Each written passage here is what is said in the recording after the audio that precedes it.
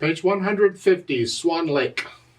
It's a melody from Tchaikovsky, or by Tchaikovsky, from the ballet Swan Lake. It's gorgeous music. I encourage you to go listen to the orchestra play it. It's wonderful. They're not introducing anything new. The music is getting a little more challenging.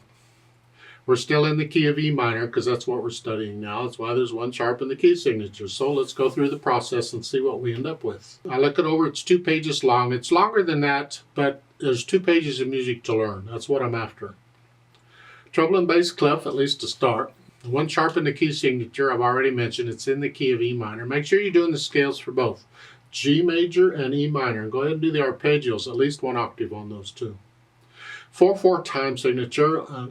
We got things going on. We're moving around 1 hand at a time. Right hand, you're starting here. That puts the hand here. Remember the F sharp. It's in the key signature. So it's 1 and 2 and. 1 and 2 and 3 and 4 and. See, in the second measure, it's a little easier to see the rhythm and how it works here because the left hand, the bottom staff, are quarter notes. Those are on the beat. And you can see those 8th notes are in between the quarter notes. That's where they would come. So it's 1 and 2, that's where the quarter note is. And 3 and 4 and 1 and 2. And measure 3, the C, the middle C, left hand plays that. So it's 1 and 2 and 3 and 4 and. They're combining the staves together. I really don't like that way of doing it. It's just they want you to understand it's all melody. It all goes together. It flows together. There's not a rest in the melody. It all goes together. It's probably why they notated it that way. So it's a 1 and 2 and 3 and 2 and 3. And you do that again. Okay. Let's go down to measure 8. You're here. 1, 2 and 3 and. And you cross under. It's like the scale. 1 and 2. Cross under again. Thumb. 1 and 2. 1 and 2. And they want you to lift. I don't think so. Ugh. I don't want to do that. What a terrible idea. They're doing it because with the articulation in the feel, they feel you can do this. It's rather awkward. This isn't piano music, it's orchestra music. But if possible, I would really like to connect all that together. All that together. So what I'm going to recommend for measure 12 is on the F sharp, rather than 4th finger, use little finger. So you just scratch up a little bit. And then we go 4, 2, 1. So that's just a chord, we can do that. And then a 2 I can connect all that together.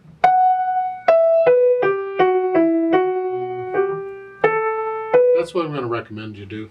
Now let's see, measure 15, we're up here. And then scratch up a little bit, 3rd finger, because measure 16 is an F natural. And then they want here. No. That is just, in my opinion, a lousy fingering. I don't want to go from measure 16 to 17 with the same finger. I want to connect them. So just, you can either play a 4-5 here, or you can do a 5-4. Because when you hear the little finger come up, you can go up there. That's what we do in piano sometimes. So either one, just don't use 5 on both. Use 4 and 5, and which number comes first, I don't care. So here, 16, I can do a 2, 5, or I can do a 2, 4. Just reach up. Here, on those. That's what I'm recommending. Left hand, well, it's got the chords for the most part. It's an E minor chord, and then the 4 chord. We got all that before. Okay. Measure 4, you get the 5/7 chord. You got all these too. Okay, measure 9, you're down here. 2, 3, 4. And then measure 10, only the thumb comes up. The other notes stay the same. And then just come up, they want a 3-2. I'm going to do on measure 11, I'm going to do a 2-1 first, and then a 3-1, because they're repeated notes. So I'm here. I'm just going to go up here, measure 10, measure 11. Thumb comes up, and I'm here, and then 3-1, and then here. They're all black keys here. That's okay. We can be up here when they're all black keys. That's not a problem. See the bottom sharp they put in parentheses? That's a courtesy sign. It's a F sharp anyway. It's in the key signature. They're just reminding you. Make sure it's an F sharp. And then we do that some more. Now measure 15. We're here. Then a B flat here. A G, B flat, C, and then back to the F chord. Up here, and then measure 17. The second chord is an F sharp, a B, and a D sharp. You don't want to be up in here. You got to do that. I don't care.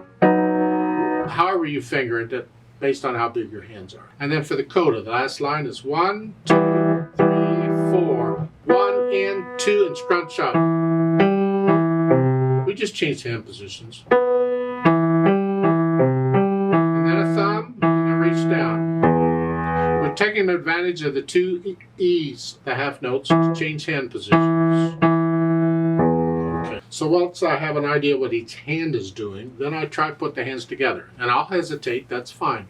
I just want to know how they work together. We're here to start, then here, these, then here.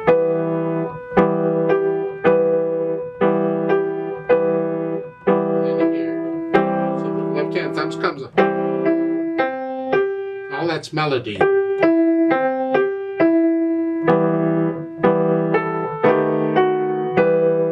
So, now when you do the DC coda thing, I'll talk about DC a little later, we got to go back to the beginning. So when you finish measure 17 here, we got to go back to the beginning here. Well, this isn't bad because it's a repeated note, because you're playing it here. You can change unrepeated notes, that's okay. But the left hand, you got to go from here to here. You got 3 notes to 3 notes. You may have to practice that because the rhythm needs to be a steady, and you're kind of doing that. You might need to practice that. You can, if you'd like, if it'll make it easier for you, is when you go back to the beginning, play the half note with the thumb again. You can focus on getting the left hand where it goes, and then after you play the left hand, substitute, put 5th finger on it. You're holding it down, you just put the 5th finger on it. Finger substitution. So it's here, here, because you got 2 beats there. You can do it that way too. We find ways to help different fingering can make it a little easier or less difficult to play. You experiment. So I go through and I put the hands together, and then I go back over it, and this can take some time, slowly and carefully, and I work out the hesitations. I suggest maybe you take this a section at a time or something to help break it up, because it can be a challenge, and if it's a challenge, you don't want to always try and tackle it all. Break it up into pieces. For instance, just take the first 3 lines. Can you get those? See the double bars at the end of the 3rd line? That's going into a new section. So you take the first section, that's the first 3 lines. Just try and get that. And once you have it, set it aside. You're done with it for a while. Then you start with measure 8, and you work on that all the way. You do the next 4 lines or so, whatever. And you get that. And once you have that done, set it aside and work on the coda. Shouldn't take too long. And once you have that all done, then you go back and put it all together. You'll learn it much faster that way, because you're not wasting time playing stuff you can already play. You're focusing on what you need to learn. That's what you're after. Once you have it learned, then you can play stuff you already know to play, because you can play it. Does it make So I take out the hesitations. That's what we're after here. And then we add the articulation. This is very, very smooth. Connect them.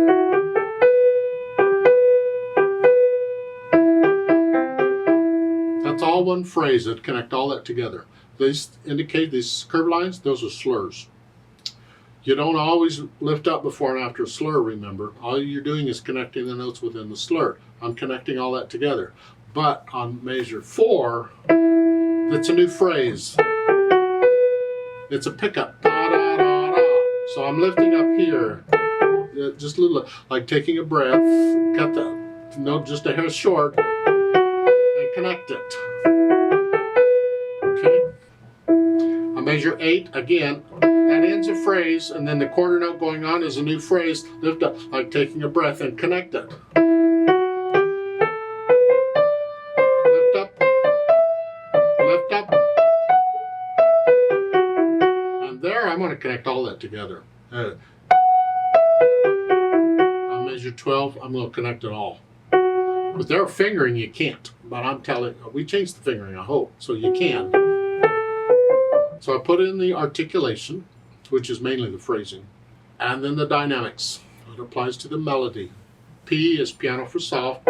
Whatever you think, the 8th note, you're going to go up a little bit. Go up to moderately soft. These chords need to be very soft, very light in the background.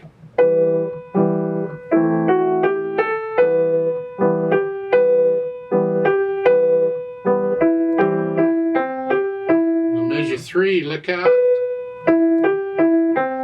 Left-hand notes, it's melody, it's got to be the same. It's got to sound like one hand played that whole melody. Now measure 4. I'm lifting up here for the phrase, that stays down. And then I lift up here, so it's 1.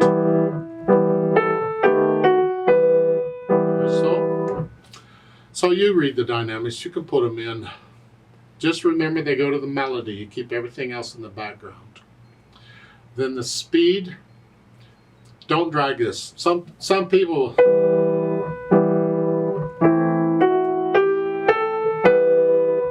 no, oh please don't do that. It's got to flow. It's not fast, but it flows.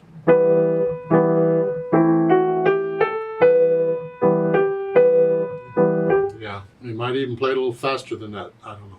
Now they've added pedal, and we certainly need pedal. First, it's an orchestra piece, so we'd like a full sound, like an orchestra. So we want the overtones. We also need help connecting things, because we can't connect these. It's too choppy. We want it to smooth out. But we have to be careful. We can smear up the melody, and that's what we don't want to do. I like a clean melody, but I want the sound. Sometimes it's a give and take.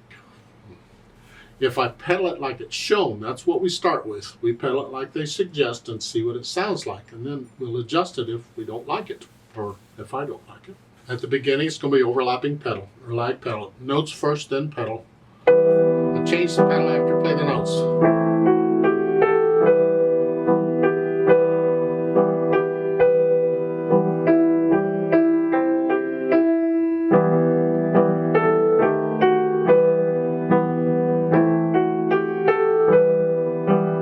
That's what you're getting. Again, these books keep the pedaling pretty simple for you because you got enough to think about. My problem with that is you get used to hearing the junk because poor pedaling leads to junk. And in my opinion, this pedaling they're suggesting is poor pedaling. It sounds terrible. I want to clean up the melody. I don't want to smear all this. I don't want all that. So when I have moving parts, I got to either leave the pedal out or change the pedal more often or something. Well, in the beginning, I'm not going to pedal those, but I need to pedal the last one because I want to connect the left hand. I need pedal for that. So I'm going to put the pedal down on the last 8th note just so I can connect the left hand. And then change it again. It's again.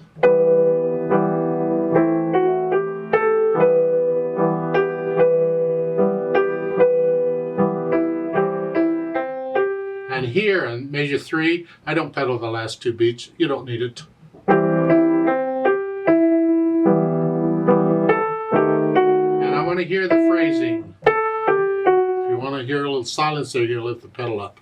But again, I want to connect the chords. So I still need the pedal. I'm just lifting up for the silence. So I'm just lifting the pedal up with the right hand, but I'm putting it down again when I play the next note. I want the...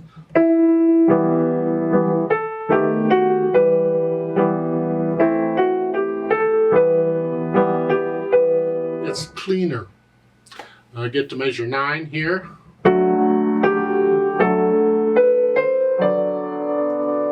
It's not too blurry here on measure 9. I think we can do that.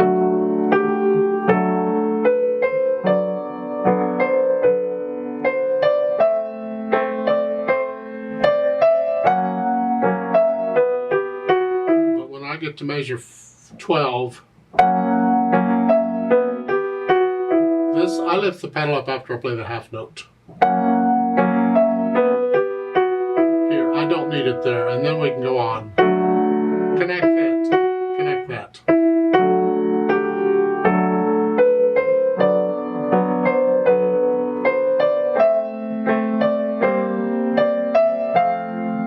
This isn't too bad here. On the coda at the bottom, it's here.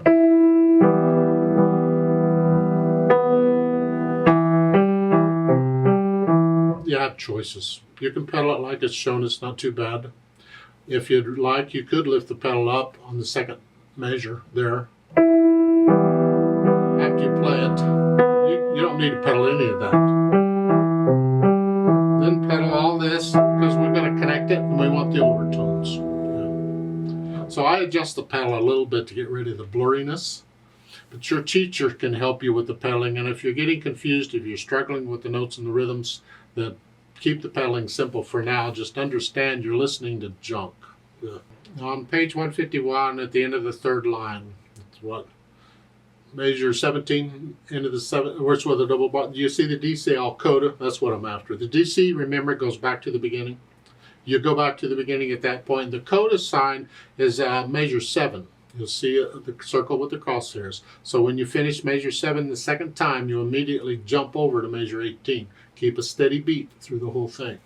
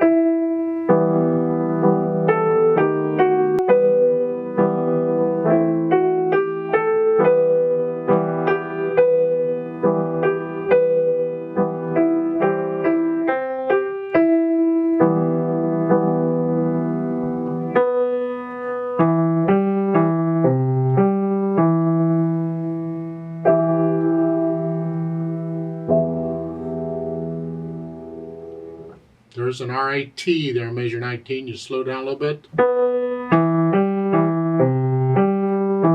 Don't slow down too much, because then these chords will drag too long, but slow down there if you feel it. Now please don't copy me. You feel the music, you get into it. Remember the natural accents. 1, 2, 3, 4. Very gentle. 1, 2, 3, 4. 1, 2, 3, 4. 1, 2. 1, 2, 3, 4. Just feel the natural accents. Let's play this together very slowly to check the notes and the rhythms. I'm not going to do the pedaling because you can hear the notes better without the pedal. I'll give us 4 counts. I'm not going to do the dynamics. I never do the dynamics and play with this. We'll do the DCL coda. We're not doing this. We're doing that. We're not doing this. Are you confused yet? Yeah. I'll give us 4 counts. 1 and 2 and ready and go. And 1 and 2 and.